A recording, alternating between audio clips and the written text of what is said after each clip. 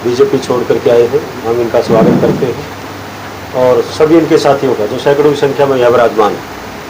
बहुत बड़ी बहादुरगढ़ में ये संस्था है और इनके हजारों लोग फॉलोअर हैं, तो हम इनका स्वागत करते हैं और इनको हम आश्वासन भी दिलाते हैं कि इंडियन नेशनल लोकदल परिवार में आपका स्वागत है।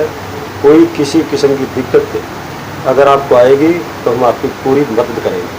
पूरे जितने भी बाहर से लोग आए वो बेचारे आस लेकर के बहादुरगढ़ में आए, हजारों की संख्या में यहाँ कर्मचारी हैं, श्रमिक हैं और उनको छोटी मोटी समस्याओं का सामना करना पड़ता है और उन समस्याओं के निदान के लिए भी हम ही तैयार मिलते हैं। ये हमारे व्यवहार से भी खुश होकर के आए हैं, तो हम इनका बहुत बहुत सभी साथियों का, प्रदीप सिन्हा जी के सभी दोस्तों का, पार्टी के इनके साथ रहे सभी पार्टी के उन साथियों का जिन्होंने बीजेपी छोड़ दी, उन सभी का इंडियन नेशनल लोकदल पार्टी में स्वागत करते हैं और निवेदन करते हैं इनसे कि ये 19 तारीख के चुनाव में ज़्यादा से ज़्यादा जोर लगा करके और उस लुटेरे गिरोह को जिन्होंने पिछले 10 साल तक बहादुरगढ़ के शहर को लूटने का काम किया है, उनको सत्ता तक ना पहुंचने पाए, इसके लिए प्रयास करेंगे। ये लड़ाई किसी पार्टीबाजी की चुनाव की लड़ाई नहीं है, ये लड़ाई किसी राजनीतिक विरोधता की लड़ाई नहीं है, ये लड़ाई बहादुरगढ़ में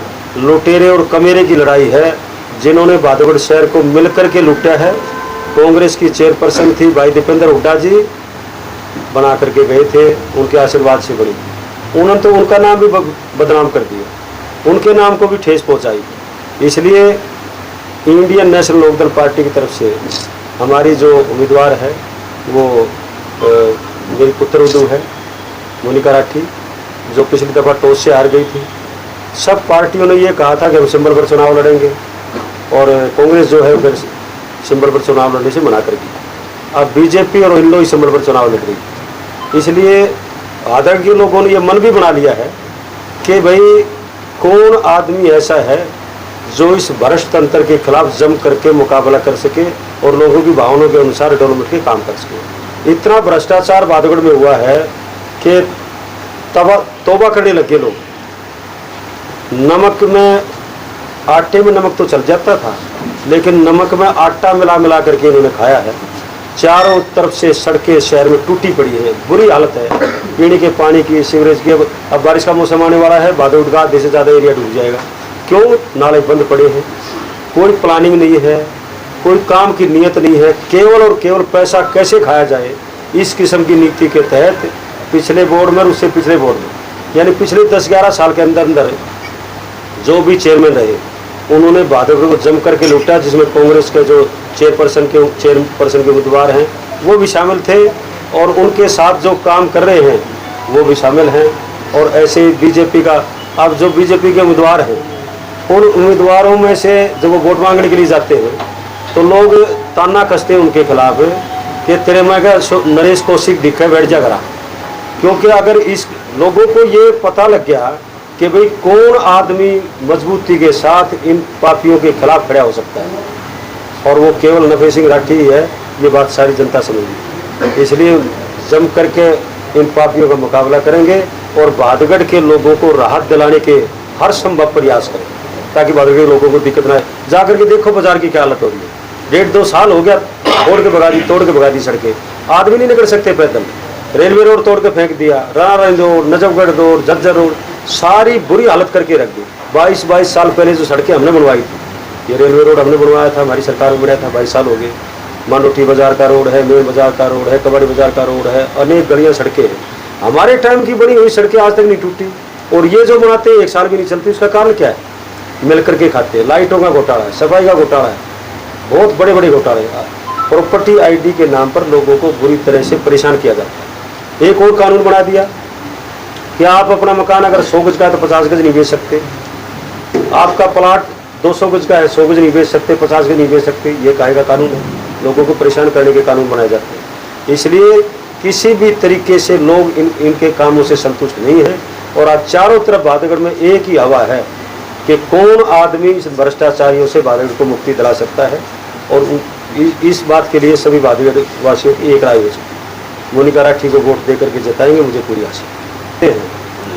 लेकिन सबका साथ और अपना विकास, ये इनकी नीति है। सबका साथ अपना विकास, किस तरह से फूट डालो राज करो की नीति ये लोग अपनाते हैं। किस तरह से जातियों में बांटने का काम करते हैं, इस तरह मजहब धर्म में बांटने का काम करते हैं, ये शोभा नहीं देती। हिंदुत्व का नारा देते हैं। इनकी मैंने एक वीडियो देखी थी, वोट मांगते जा रहे हैं और राम मंदिर का गाना बजा रखा है। क्या यही ठेकेदार है क्या भगवान राम के? यही ठेकेदार है क्या हिंदू धर्म के? और कोई ठेकेदार नहीं है। देश को बचाने में जो जवान चारों तरफ सरहदों पर खड़े हैं, कितने आरएसएस बताएं तो सही है। आरएसएस के लोगों के कितने बच्चे हैं जो बॉर्डरों पर देश की रक्षा करने के लिए जाते हैं, जो शहीद होते हैं? नहीं है। गुजरात में तो वैकेंसी खाली पड़ी रहती है, मिलिट्री में कोई जाता ही नहीं है। कहने की बात यह है कि भाई जहाँ तक बादगढ़ का संबंध, बादगढ़ में इन लोगों ने बादगढ़ को बेरहमी से लूटा है। और बीजेपी के भी सही बात तो ये है कि जो बीजेपी के कर्णधार हैं आज, वो बीजेपी के है ही नहीं, वो तो इंपोर्ट करके ले आए हुए हैं। बीजेपी की सोच के लोग नहीं है, वो इंपोर्ट करके ले आए हुए हैं। वही तो सारा पीछे किस तरह से उन्होंने लूट बचा दी। बीजेपी का आम कार्यकर्ता भी नाराज है उन लोगों से जिनको टिकट दी गई है, कोई उनके साथ नहीं है। बीजेपी का जो पुराना काडर है उसमें से कोई भी उनके साथ नहीं। बीसी बैकवर्ड क्लास के लोगों को यहाँ उम्मीदवार के लिए सरकार ने नोटिफिकेशन किया था। और माननीय मुख्यमंत्री जी के 3 बार बयान आए पिछले महीने की 22 तारीख को जब हाईकोर्ट का फैसला आया, उसके बाद माननीय मुख्यमंत्री जी के 3 बार बयान आए थे मीडिया में कि जहाँ जहाँ बीसी की वहाँ सीटें थी वहाँ बीसी के ही उम्मीदवारों को लड़ाएंगे। आए थे कि नहीं आए थे? फिर क्या हुआ बादगढ़ में? ये बात मैं नहीं कह रहा, ये बीजेपी के लोग ही कह रहे हैं कि 4-4, 5-5 करोड़ रुपए में टिकट बेच दी। ये हालत हो रही है। मुख्यमंत्री स्तर तक के लोग जिन्होंने 3-3, 4-4 बार बयान दिया कि हम वहाँ बीसी के ही कैंडिडेट बनाएंगे, तो फिर क्यों नहीं बनाए गए? क्या मजबूरी थी? सबके सामने तो मुकाबला किससे मान रहे हैं? किसी से भी नहीं, एक तरफा जीत है, मुकाबले में है ही नहीं कोई। जैसे कार्तिकेय को जीता है तो वाला मामला दूसरा, तो 90 ने वोट दे दी थी, आधे 1,33,000 है। तो कार्तिकेय उम्मीदवार है इसलिए ना हम कांग्रेस को दे सकते थे ना बीजेपी को दे सकते। इंडिपेंडेंट तो उसकी जीत पर कुछ कहना आपको परिणाम आया? जो फैसला लोगों का है वो शर्माते होता है। हमारी आपकी वोट तो थी नहीं, हमारा तो एक एमएलए था चौरिया सिंह चौटाला जी, उन्होंने जो है कार्तिकी को वोट दी। ये हमारी पार्टी का एक दिन पहले रात को वहाँ फैसला था चंडीगढ़ में मीटिंग में, मैं जिसमें शामिल था, पीएसी की मीटिंग, और वो फैसला सर्वसम्मति से हुआ था। हम तो कार्तिक को बधाई की मत होती है ना। आपको पता होगा एक वोट से वाजपेयी जी ने प्रधानमंत्री थे, रिजाइन देना पड़ा था, एक वोट कम। और ये भी पता होगा कि सीपी जोशी जो 2009 में राजस्थान के मुख्यमंत्री बनने थे, 2009 में उस टाइम पे कांग्रेस के प्रेसिडेंट थे वो, और सीएम बनना था उन्होंने। उसके घरवाड़ी और उसके पुत्रवधू जोत लगा के बैठी रही, जोत लगा के मूर्ति के आगे बैठी रही, वोट डालने नहीं गई, एक वोट से हारेगी। एक वोट की तो बहुत कीमत होती है। तो आपकी उसी वोट के सारे कार्तिकेय राजस्थान में जा रहे हैं। अब आप देखो जीते हैं तो हम तो उनको बधाई देते हैं, सभी को बधाई देते हैं जो जीते हैं।